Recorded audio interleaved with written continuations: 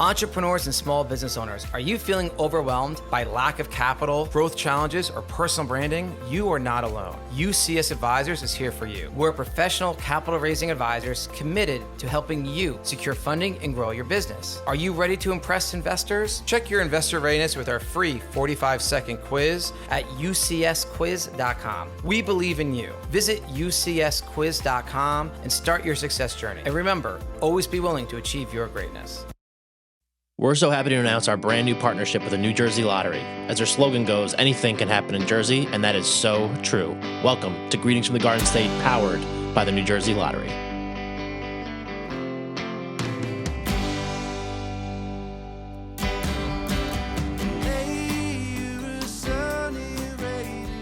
All right, what's up, everybody? Welcome back to another episode of Greetings to the Garden State. I'm your host, Mike Cam. We're down here in Little Egg Harbor at Love Oyster with Matt Matusky. Yeah. Matt, welcome to the show. Yeah, thanks for having me. Thanks for coming down. Thank you for having me, because I just had my first ever oyster boat experience. Yes. We just drove out into the what do you call that? The bay? Is that the bay? Great Bay. The Great Bay. So you could see Atlantic City across the way, which is really cool. And pulled up some listen to me, oyster cages and all that kind of stuff, and kind of almost saw the whole life cycle of an oyster right out there. Yeah, which was really dope. I would think that was awesome. Yeah, so I appreciate you taking me out. Yeah. Oh yeah, for sure.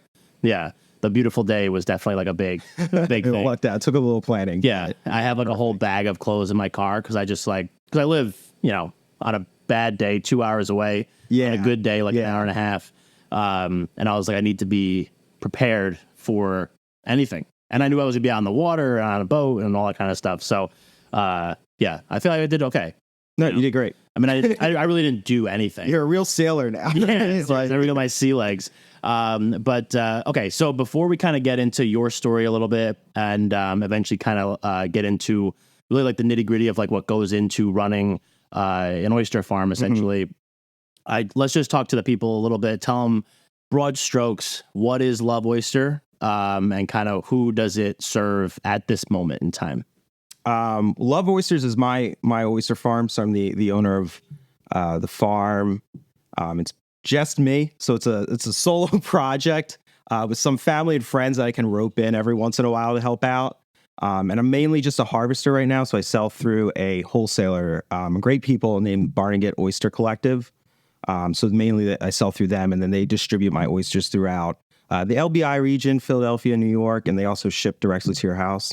Yeah, that's really cool. Yeah. And so you have, you were telling me when we drove out there, you have 10 acres, right? Yeah, so I have about 10 acres all out in Great Bay, kind of scattered around. And there's my main couple acreage is in this place called Bogan's Cove, actually. So it's a great spot to grow oysters. Great fast growth rate, and definitely a different taste than some of the other ones up and down the coast. Yeah, that's really interesting. 'Cause I know that people grow oysters on a farm, right? But it's sometimes hard to kind of conceptualize it if you don't actually see it with your own eyes. And it's just really interesting kind of how your stuff is kind of scattered throughout Great Bay here, and there's other ones too, other people's plots, all that kind of stuff too. So it's just, to me, it's really interesting, kind of just the scope of it. And then, the first, I am still kind of blown away by the numbers, because the first one we pulled up was, and they were only a couple months old, those oysters. Yeah, about 2 months. Yeah, there was I think about 3,000 in that cage. They're very small, so when they're seed, right, you can pack them in there, and then obviously I was showing you when they get bigger to the market size, you just split it all the way down to about 250, 300 per cage. So it is pretty crazy that right out of the gate you have thousands and thousands. You said you got 100,000. Yeah, I think there was about 200,000. 200,000, even better right now. So, yeah, that's wild.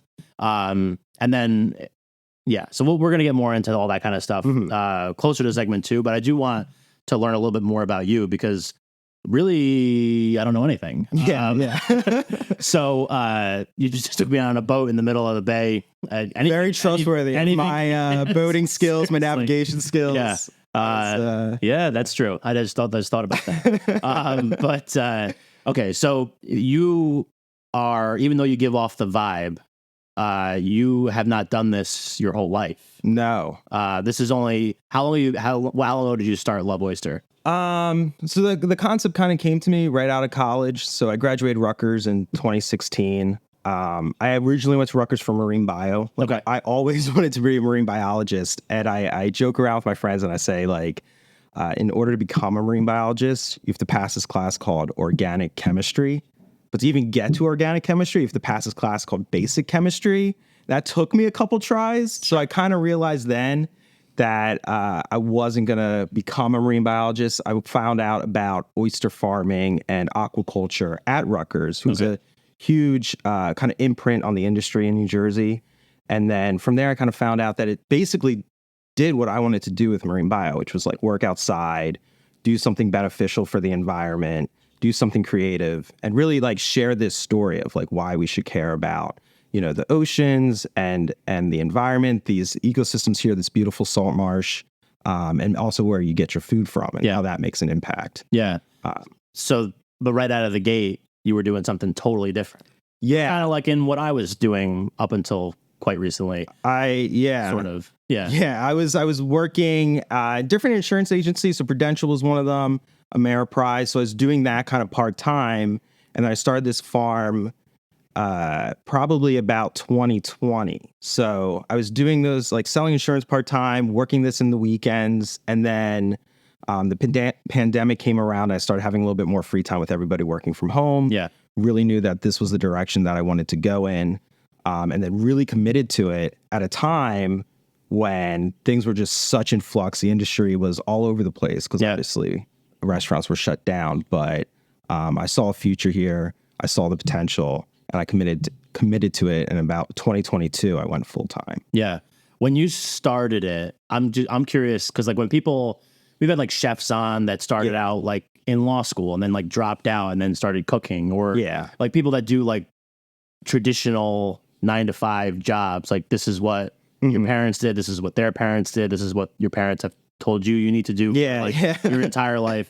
And obviously like you have ostensibly a like normal job selling insurance. And then you were like, I want to start up my own oyster farm. Like, was it like, Matt, come on, like you're doing fine, you know? Or was it more like, that's really cool, you should definitely pursue that?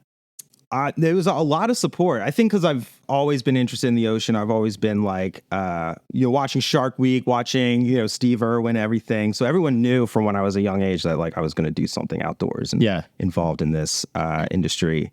And then I really just worked on a farm right when I got out of college. So the first year, and then I kind of like get like some things you learn, right? Some things you're like, oh, these are different, but it's two different things growing. How we grow out in the bay in floating gear, and then where I work down in Cape May. I worked in Cape May salts. Yeah. But I had a lot of support from family and friends. I worked basically 2 jobs. So I worked at Prudential and everything, and then I worked this on the weekends. Sorry, I just lost my train of thought. No, that's great. Yeah. We were just talking about like, kind of the support, I guess, and kind of like how it was received when you decided you wanted to do it. But I do think just kind of to blow past that one, what I wanted to ask too was like you were talking about like learning things and doing different things like that. Because like obviously working at, you said Cape May salts? Yeah. Yeah. So doing that, obviously like you're out there, you're hands-on, like doing the type of stuff and studying some of the stuff in college also. But then like when you really get to your own farm type level, I'm sure that's like, what's like the learning curve like for that, to kind of know, all the different stages and everything that kind of goes into the day-to-day of an oyster farmer? It's definitely drastic. So I think that was something that's kind of nerve-wracking in the beginning. It's like, how do you do this? Because there's no manual, right? There's no like, and there's no one way to grow an oyster. So when I was working at Cape May Salts, it's more of a tidal flat. You're out on dry land when you're farming. Here we took a boat out. We're constantly on the boat. We're constantly in a moving environment, whether it's being the boat that's moving or when I'm not out there, the cages are constantly getting wave action and tides. So it's always like figuring out how to secure everything down, how to set up your gear. That was the biggest part. So that was took a lot of trial and error. And even out there, you saw there was a couple different gear methods I have going on. Some things work better than others, but nothing's ever perfect. Yeah. So just trying to find solutions to problems constantly. But it's a huge learning curve, but it's also, I feel like it has to be done through trial and error. It's just like, you're never going to know for sure. So you just kind of have to start doing it and slowly figure out like the kinks later. Yeah. That is all like another really interesting thing too, because like we had talked about, you listened to the episode we did with the Cedar Rose vineyard in Millville, or Rosenhain, wherever they want to be called from. And like, that's a really interesting thing, because that's like agriculture where their product depends on a lot of outside factors that they really have no control over. Yeah. You know, plus knowing how to mitigate some of those factors, deal with some of those other factors that they can, and then just kind of hope for the best to a small degree. And I feel like in aquaculture and like what you're doing, there's like a lot of that too. So kind of knowing and learning over time and just kind of getting better at it, because there is a lot riding on kind of like, it could be like, you could have the worst, like this is a beautiful day that we got mentioned before. You could have like the worst year of weather ever. And it'd be like a real pain in the ass to get out there and like do what you need to do to make sure that your business is successful. There's definitely weeks where the wind's just blowing in the wrong direction, or I think a couple weeks ago we had a bad nor'easter come through. Yeah. And you're just like, you're constantly sitting there just stressing about like, how is your farm staying up? Like, how's it holding up? Is anything going to wash over? And then you can't really get out and check on it because you have to kind of wait till the weather passes. And I've definitely been also out there working, and then all of a sudden the weather changes very drastically, and you might just be like, you have your head down, you're just like doing your job, and then all of a sudden you look up and you're like, oh shit, I got to get back. Like, right. But yeah, I mean, it's a challenge. I mean, I got pretty good at like working around the weather, working around the tides too is another thing. So it's funny. I joke with everybody to say that the moon is my boss, right? The weather's my boss. Like that's what kind of dictates the hours that I can go out and work and get the job done. Yeah. It's just like, because like you said, when we were putting this episode together, like scheduling it, like, you got to give me like a week. I was like, we'll pick a good day. Yeah. You know, because the last thing, even yesterday was a little bit windy. I didn't want to bring you out there. You're like, what's going on? You know, being like freaking out there. Yeah, but my phone would have blown out of my hand. Yeah, I would have been like, this is fine. I've seen worse. Yeah. But, you know, for most people, it can get pretty nasty out there, pretty gnarly. Yeah. But. And so just so people know, like, because Love Oysters, I keep saying Love Oyster, so it's Love Oysters. I'm going to change that on my pad. I just looked at the sign. So it's you sell to a wholesaler. Yeah. So people can't be like, hey Matt, I need 20. Yeah. You know? Yeah. There's different like levels of it. And as a harvester, which harvester, that's the word. Yeah, I am. I just basically grow and harvest the oysters. And I sell to a great group of people called the Barnegat Oyster Collective, which is about a group of like 12 or so farmers.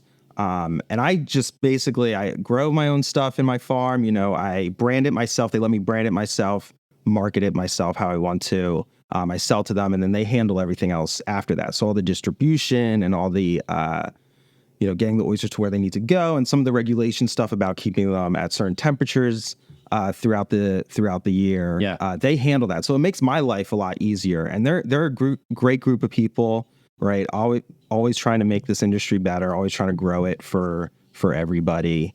And it really definitely like simplifies the process of getting into oyster farming. Yeah. Which I'm very appreciative of. Yeah, for sure. Yeah. Because I would imagine, like you said, I mean, with 200,000 oysters out there right now, it's a lot to handle. Yeah. Yeah. And especially like all the other back end things like shipping it, getting clients and stuff like that, or restaurants and different things. That's what they're also great with, shipping and everything. Yeah, exactly. exactly. Like I feel like, because I think Barnegat Oyster Collective has been around since like 2015 or earlier. Yeah. I think it was they're farmers too, so they had their farms for a little while, and they really started that collective, I think, around that time. Yeah. So. And just like having that, I think, is just like a great thing, because I do think it's like a big thing for the state too. Yeah. Because like I think there's is a sense of pride when we're talking about New Jersey seafood and New Jersey oysters and like all that kind of stuff. When you go to a restaurant, they're like, we just, like we also talked about the docks episode that we had. Yeah. Like they're literally right there. Yeah. Right across. And they could be like, I got my oysters from Matt. And he's like, right there. You can see it from the restaurant. Yeah, literally. And I think like that to me is like a really cool thing that is like very unique about our state. And I like the fact that kind of exists, where it kind of helps you get started. Yeah. And kind of like establish yourself as like, in like the first few levels of however that operates. Yeah. And then be able to grow from there. And it's just like supporting people that are doing important work for the state. No, it's great too, because New Jersey kind of lags behind in this industry compared to when you think of like oysters, you're thinking like Wellfleets or Blue Points or down in the Chesapeake. So mainly Massachusetts and Virginia. And then a lot of that product does come in state. Yeah. So we look at it and we say, all right, like what can we do for our local region? And that's one of the great reasons why New Jersey can excel, is because it's not just like the LBI region, which is big, and then the shore region, but it's also, we're right next to New York, we're right next to Philadelphia. Yeah. And really, not too far from anywhere from DC to Boston, we're right in the middle of it. So you can get fresh oysters and, ship them out the next day and it get those to restaurants pretty quickly. Yeah. That's really interesting. I think the whole thing is very, very cool. But and we also forgot to do this at the beginning, but you are a Jersey guy. Yeah. And through, basically. Yeah. So born in Camden County, raised in Camden County, went to Rutgers, which was great because when I said I originally went from marine bio, it was nice to have a program like that in your backyard. And then Rutgers had a huge impact in this industry because they're obviously the ag school. So, working as an extension program for us oyster farmers and, allowing the research and everything to kind of grow to figure out, how we can grow a better oyster. And they're also the main champions of bringing oyster farming back. I think it was during like the 50s that oysters mainly died out through disease and pollution. And it was actually Rutgers researchers that were able to make a disease-resistant oyster. Interesting. Through crossbreeding mostly. Yeah. That allowed this to really start. And then New Jersey, I think, unfortunately, kind of lagged behind. I think the first oyster farm was really started in like the 1990s. I think it was Cape May Salts was the first. And right now, there's kind of like a renaissance, we like to say, happening right now with a lot of farmers popping up all throughout the region, and it gives a lot of different oysters, a lot of great oysters, but a lot of different varieties too. Yeah, definitely. That was my next question. That was a perfect answer because I had a question. A good segue. So we talked when we were out on the boat just before we started recording here about like this being, you said, the largest saltwater preserve. Yeah, it's one of the largest preserved wetlands on the Northeast. So these salt marshes. This is part of the Great Bay wildlife management area, and then there's like the federal level, which I think is the Jacques Cousteau National Estuary. Yeah. And this obviously right here, but then it goes all the way up through Barnegat, and a little bit south of here too. Yeah. So my question off of that is like, obviously that region, that area, like this the Great Bay. Yeah. It's just Great Bay. Very simple. Gonna really. I know. It was only like 4:30. But so the Great Bay, and then you have like this preserve here. But then there's like, you mentioned Cape May, and then there's like Barnegat, like a little bit further south. And like, so what makes maybe this area a little bit different? Like if you're like an oyster fiend, like a aficionado, why is the oysters coming out of this bay different than maybe some other ones, or is it really kind of like a minimal difference? No, there's a huge difference, and especially in the way they taste. We drove past my other friend's farm, Adam Sprague from Jersey Devil Oyster, and he's just a couple miles down the bay from me, closer to the inlet, but his oysters taste completely different than mine. Interesting. And you can pick up on the different like hints, mostly from like either what they're eating, like the algae and things like that, or also how you grow them can change that sometimes. But I think the best thing about Great Bay is obviously you have the Mullica River right here. So that runs right through the Pine Barrens, right through Wharton State Forest, right? It's one of the cleanest waters in the state. And then right here with the inlet's not too far. So Great Bay runs right into the ocean. So it's a constant flow of getting that salt water from the ocean and then all that other nutrients coming down from the Mullica River. Yeah.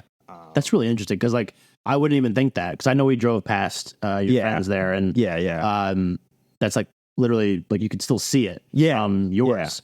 And I guess maybe even just kind of like the way the current's flowing and like the way different things happen like that too, right? Like a lot of it kind of goes into it. Yeah, it's a lot of what the oysters eat. You kind of taste that when you eat them. Yeah. So my oysters have a little less salinity, so they have like a more subtle salinity, but they do have like a cucumber or a celery like aftertaste. So you get more of that like kind of like vegetable or like the seagrass taste to them too. While some things, especially up in like Barnegat or Barnegat Light, where a lot of people grow oysters, they're right there by the inlet. So they're right there by the ocean. So they get a high salinity. You get a very like salt forward oyster. So it's interesting because it's all the same species of oyster. We mostly all grow in the same way, but there's huge differences just where you grow. Yeah. How they could come out. For sure. Okay, perfect. So this has been a great first segment. So we're going to take our break. Then we're going to come back. We're going to try a couple, and then we're going to talk a little bit more about kind of like the nitty gritty of like kind of what goes into the day to day of doing what you do. So this is the Greetings from the Garden State podcast. I'm Mike Ham. We're here in Little Lake Harbor with Matt Matusky of Love Oysters. We'll be right back.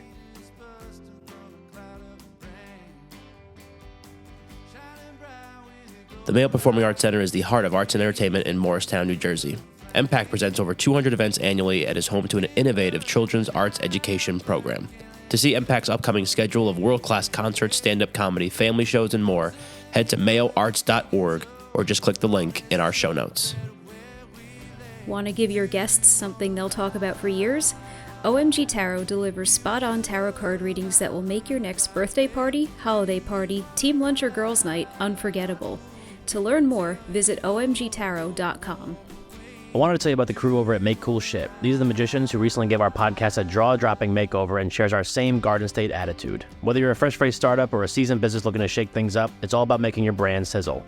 We're not just talking about design, we're talking about a partnership in creating awesomeness, and I can promise you they can make that happen.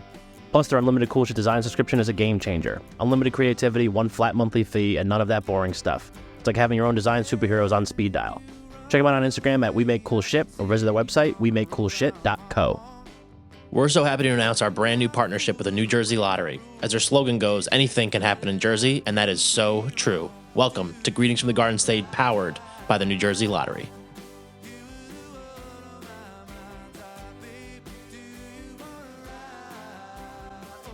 All right, we're back for segment 2 of this episode of Greetings from the Garden State. I'm your host, Mike Ham.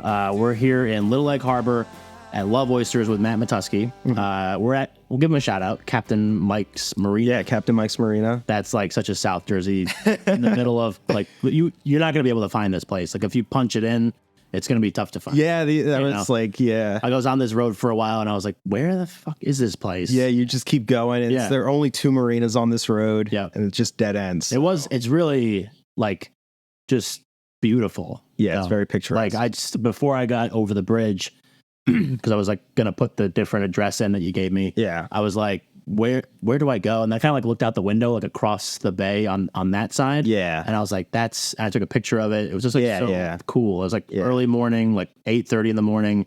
I feel like that's got to be like a nice, because we were just talking off mic about sometimes like getting bit up by greenheads, and I had like a mosquito. I got blood on my hand from a mosquito.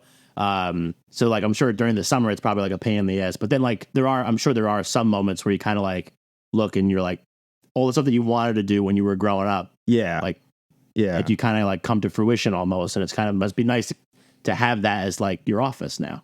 Yeah, it is it's beautiful out here. It's funny to think about it as my office. It's especially now, like it's October, right? And it's best time of year for oysters, best time of year out here. September, October, like this is like prime oyster season. This is the best time to be out here, down on the shore. Yeah, definitely. Okay, so we got 6 random oysters. Yeah. I'm sure you didn't pick the best ones out of the batch, but they look incredible. And just knowing what I saw out there, like these are pretty much right in the pocket of what all the other ones look. Yeah, yeah.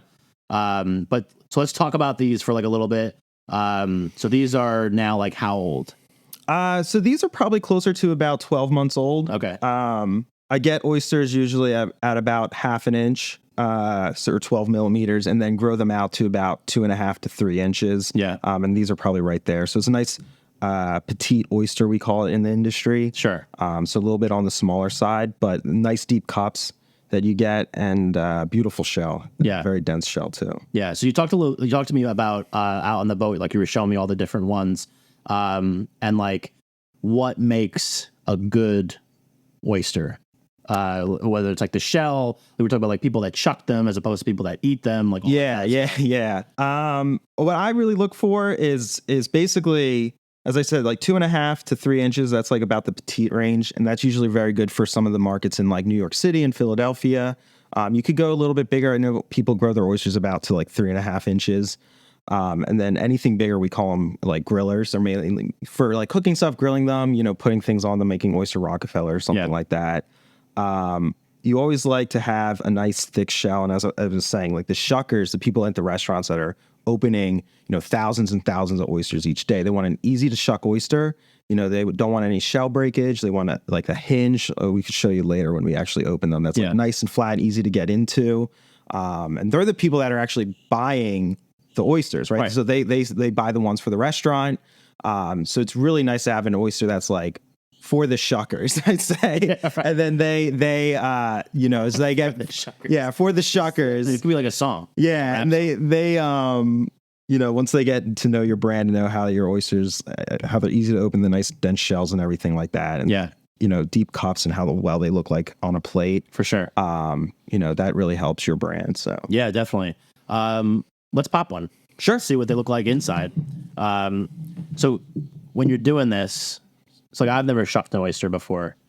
Yeah. Is there like a technique to it? Yeah, it's part technique. I always say like part science, part art. Yeah. After so many years of doing it, you kind of now it's just mindless. Learn it. Yeah, but then it's also like each oyster is different.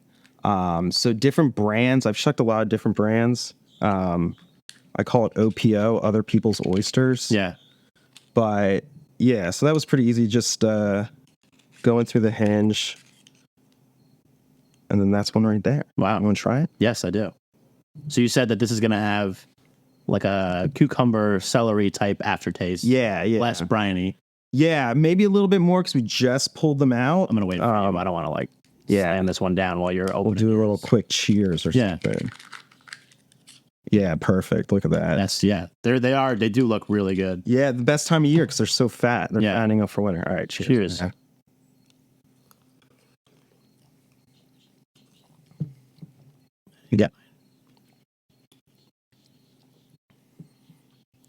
Excellent. Yeah. That is really good. Yeah. It's like when I get oysters, that's like kind of like what I hope they taste like. Does that sound weird? I know. No. I get it. These are like, we just pulled these out, so they're very fresh. Yeah. But yeah, I mean, I can definitely start like tasting some of the difference. I really wish we had some from like Barnegat Light or something. You could see the difference in the salt. Yeah. Yeah. Or even my friends down the bay. But as I said, like this time of year, like they're fattening up. Yeah. So you get that extra kind of flavor to them. It's perfect, like deli to the oyster. Yeah, look at that. As you see, like when you're harvesting the ones that you get, like you said, like everyone gets basically the same seeds, which we're going to talk about in a second. But then, like, do you see your tastes changing? Like since you've been doing this since 2020. Yeah. Like, do you kind of have like, are seasons sometimes a little bit different? Do they vary? Yeah. So it's interesting because you can notice like difference in seasons. The summer months, they're not as fat. Like they're mostly like thinking about reproducing and everything. So they spend more energy doing that. So they're not as fattening up. And like during the winter, they're getting ready for like basically hibernating when the water gets too cold. Yeah. So just like other like bears or something like that. Sure.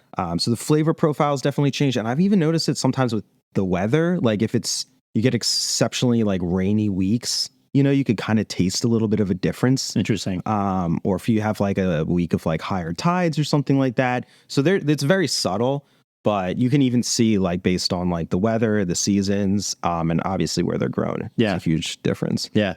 Go for another one.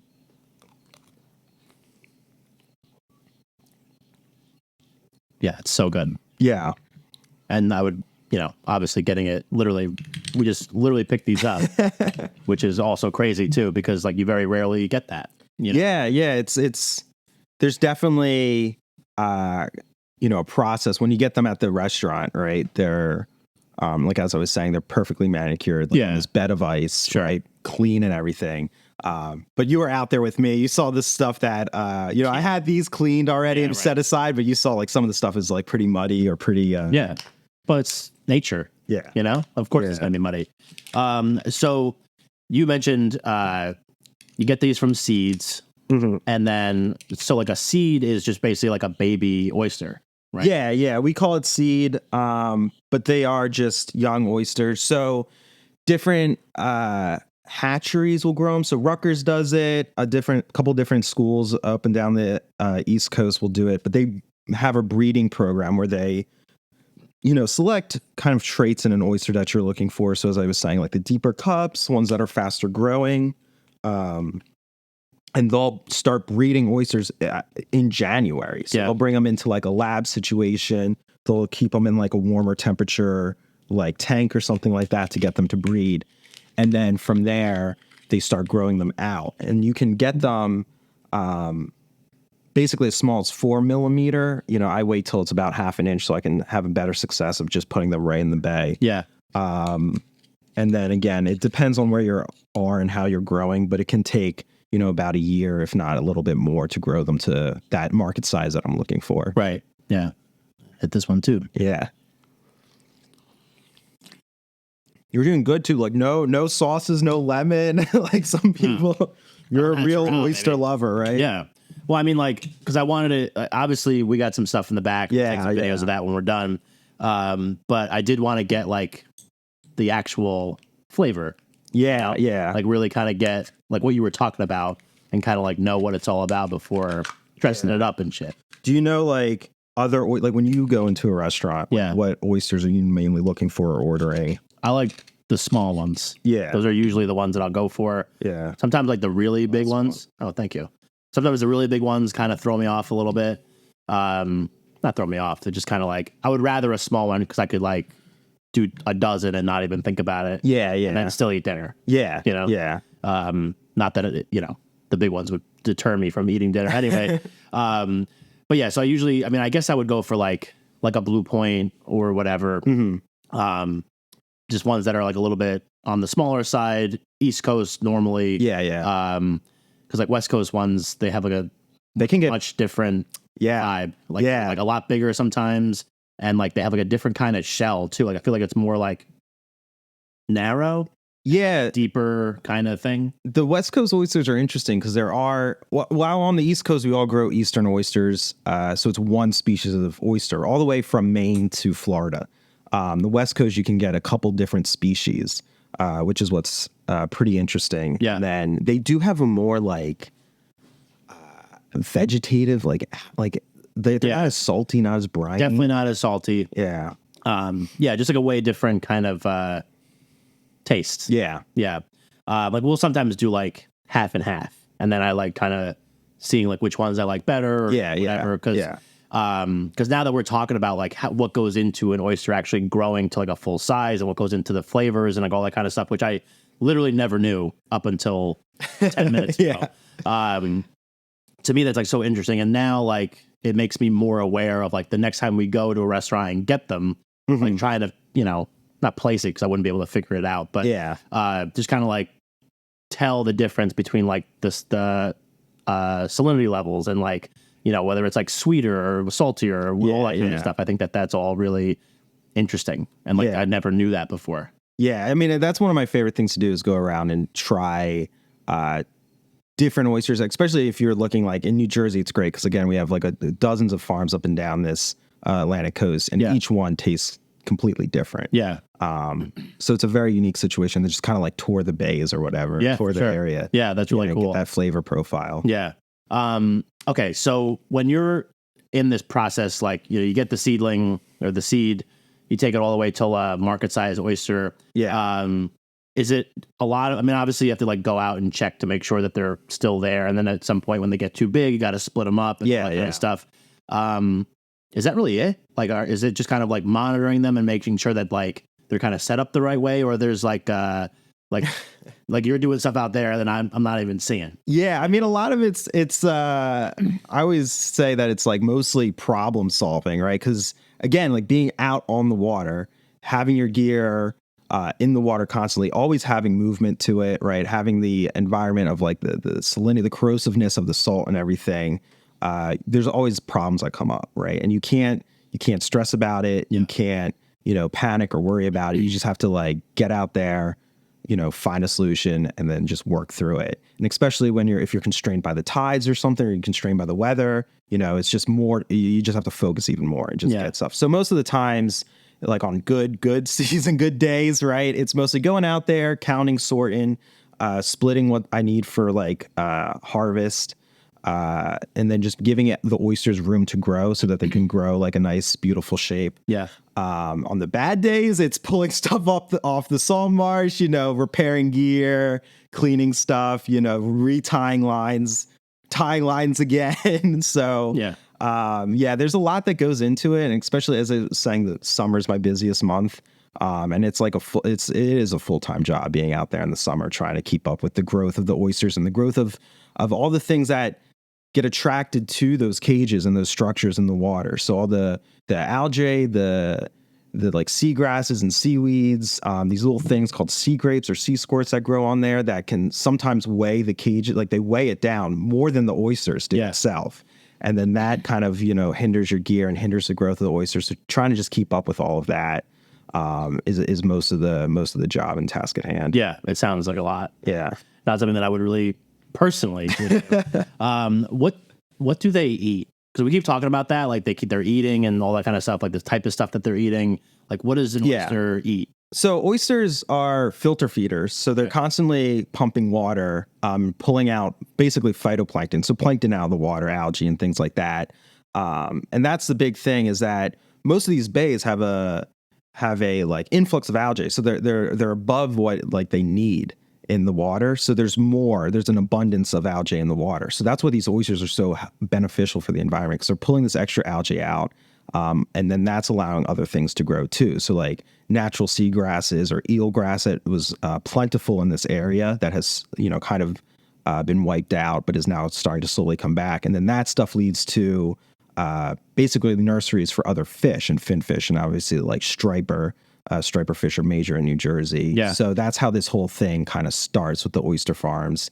They filter out the excess algae, which gives more room for like other things to grow that would be more natural here. Yeah. And it's just all a cycle, right? So then everything else follows after that. That is really like another interesting thing that like I don't think people would even realize is the case. Like, not only are they delicious and like fancy to eat, but they like are really good for the environments that they're growing in. As long as they're growing like, in kind of like, I guess it's a farm, but like in a bay, in the wild, so to speak. Because they're out like in the elements, in nature, like all that kind of stuff, and not just like in like a little, like you mentioned, some are like on dry land, and they're just kind of like going into that's the most beautiful thing I think about oyster farming.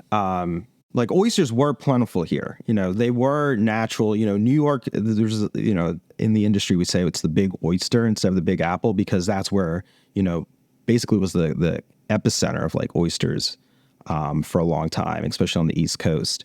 And then they kind of like slowly died off due to pollution, over harvesting, things like that. And now people like us farmers are trying to bring this back. So these are, again, a natural thing that would have been in this ecosystem beforehand, before we were here. We're putting them back in the ecosystem. And I've just seen, since I started this, huge biodiversity growth, like in my little section of the bay. Like I go out there and you can see schools of fish, schools of bunker, all the different crabs and everything. And it's all just the food chain. So if you see the little fish, you see the bait fish, I can see bigger fish jumping and stuff like that. And I got fishermen coming down all the time asking me about, I got grass shrimps growing in there. That's great bait. So they're always asking me, they try to get updates on like, what does the bait look out there? Because that's going to dictate what these, bigger fish kind of eat. So I've definitely seen, just the couple of years that I've been here, huge growth in that, the biodiversity of the environment. Yeah, for sure. It's pretty impressive. That is, that to me, I think is like really like the big picture thing when we're talking about like what you do, and then in the greater scale, like the Barnegat Oyster Collective, and even kind of like even taking it further and further up the food chain, so to speak. There's a pun.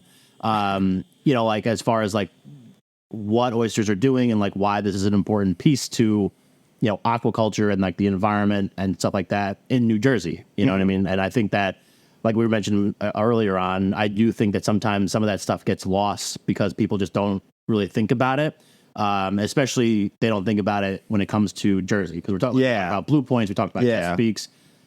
You know, how often are people like, I want that Jersey oyster? Like, they should say it more. Like Jersey wines and New Jersey oysters and New Jersey blueberries, like all this kind of stuff that like are huge, like great things in the state that just like need a little bit more attention. Yeah, you know? Yeah. We definitely have gained ground, and there's a lot bigger push. Especially with the help from like certain state agencies and stuff like that. We just recently, I think we now can brand ourselves as Jersey Fresh. Okay, right. So that's a huge marketing program that's like nationwide known. And it's great to get like a seafood on there and get oysters on there. Definitely. So there is a bigger push to gain that traction. Obviously, Barnegat Oyster does a lot to really push Jersey oysters. But yeah, it's like making up ground through some of those bigger, like the Wellfleets, the Blue Points, right? Yeah. Things from Massachusetts, things from Chesapeake. Those are like the big players in this industry. Yeah, definitely. So a couple more questions and we'll wrap it up. But so obviously, like you mentioned, all the stuff that you have to do kind of on a day-to-day basis. Yeah. You know, running an oyster farm. But there's also like the whole other side of it, which is, and I'm sure you like is some help with the collective, but like making sure that people are aware of your product and like your business and kind of like scaling and growing it at a certain point. I would imagine that's something that would be interesting to you. Part of it's this stuff, you know, part of it's doing this podcast. I was, as I was saying, like one of my desires when I wanted to be a marine biologist was to really communicate this to people.